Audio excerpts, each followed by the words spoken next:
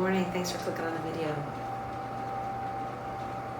It's a dreary, dark, but getting lighter day in the Pacific Northwest, kind of typical winter. I'm doing an experiment. Big surprise. I'll tell you about that.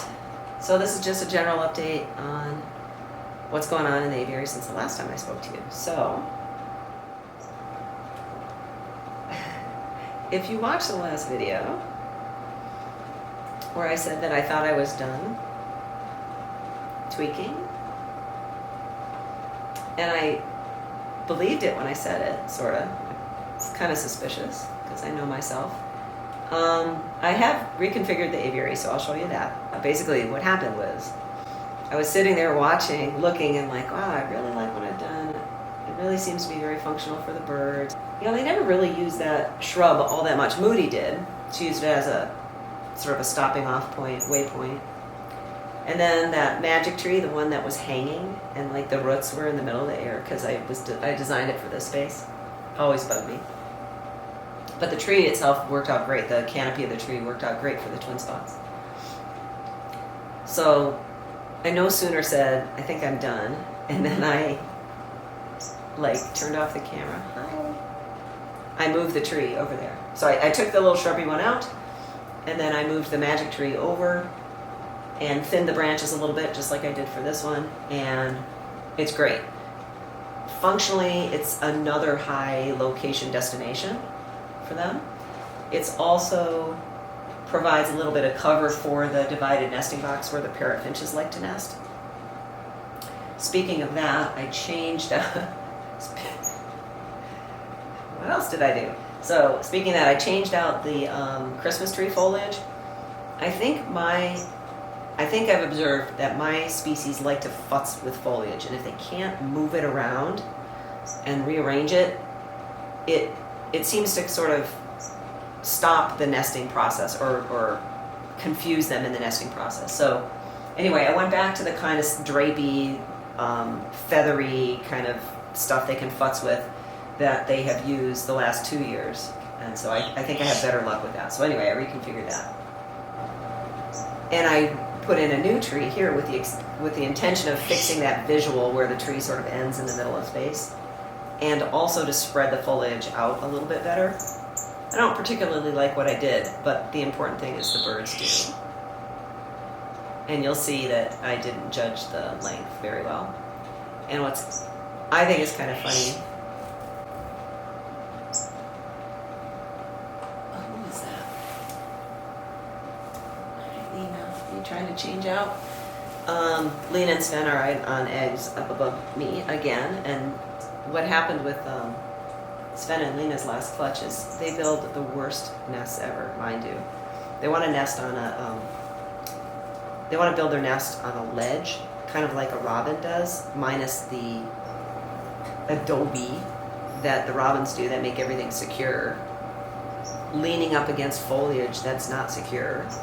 And then they, lay egg and it just, it rolls away, that sort of thing.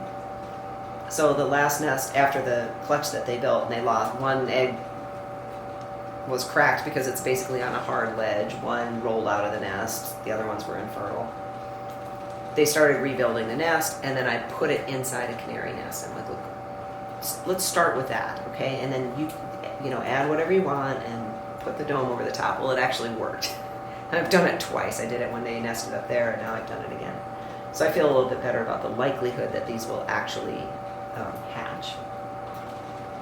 They're good parents. They're wonderful parents. They are horrible at building nests. Okay, but what was I talking about? Oh, I've got my local hardware store people trained when I go in, and I had most of the pieces for the new little tree, but not everything I needed. So I always go in there, and there was this new kid in there, and he was trying to be helpful, and he's like, well, did you find everything you're looking for? I'm like, yeah, it's like Schedule 80 PVC, right?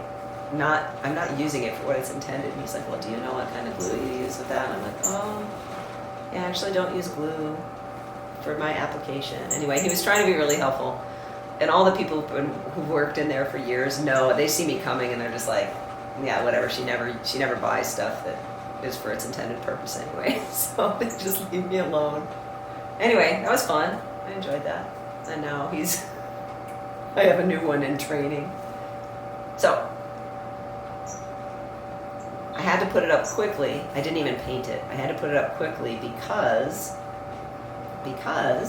as evidenced by the actual literal paper trail, the twin spots are building a new nest already. I was hoping to convert them to a summer, sort of a spring-summer schedule, and instead of the sort of September to November, December schedule that is natural for them. I just didn't think it was going to happen this soon. So in the last video, I said, I was all like, professional and sure what was going to happen. I was like, well, the next thing that will happen in an aviary is the parrot finches will start building. No, not actually. Twin spots are building. So what else have I been doing? Preparing nesting material like crazy.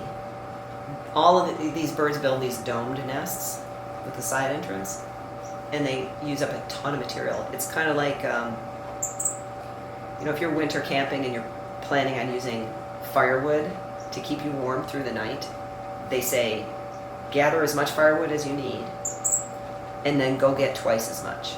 Well, nesting material works exactly the same way. I cut up and shred and arrange tons of it, and then I have to make twice as much. So I've been doing that. And then there's Buttercup. I'm going to shut up for a minute. I should turn this off.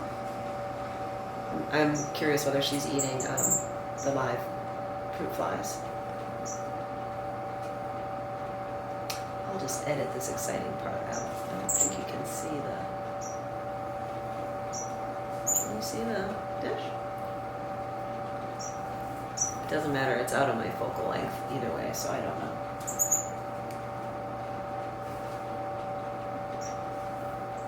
There's another, I use suet holders to hold the nesting material, and they can pull it out. So there's a suet holder full of nesting material right behind my shoulder there. And you may be able to actually see that. She may be after, she shouldn't be after anything fine yet. She's after fruit flies.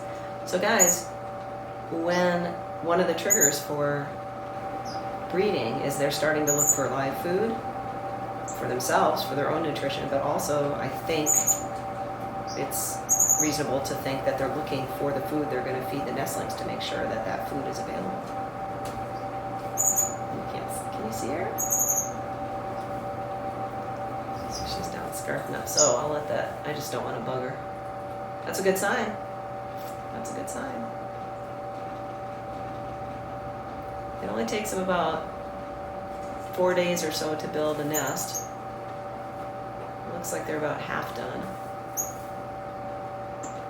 And, hi Tristan. She doesn't look for the little fine nesting material and little feathers and things until the dome is complete, and then she kind of adds her own touch to it. So I had to build that tree really quickly and get it done and get it back up there because they were starting to want to nest already. And so I thinned it out again, just like I did for this one, and it's working great. That was a smart idea. Okay, so there's that. I've got some new nesting material that I haven't used before coming. Pine straw. Have you ever used pine straw? I was curious about it, so I was going to get some. And then I'm doing my seed experiment. And then there was one other thing. Oh, I found a new type of you're over there. I found a new type of live food that I'm going to try. And I've got the culture coming. And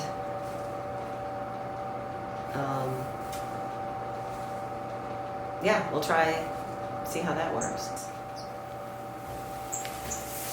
That's enough jibber jabber.